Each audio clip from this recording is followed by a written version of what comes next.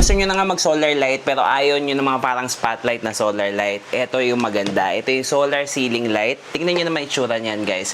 Very aesthetic, bagay na bagay sa sala, sa kwarto.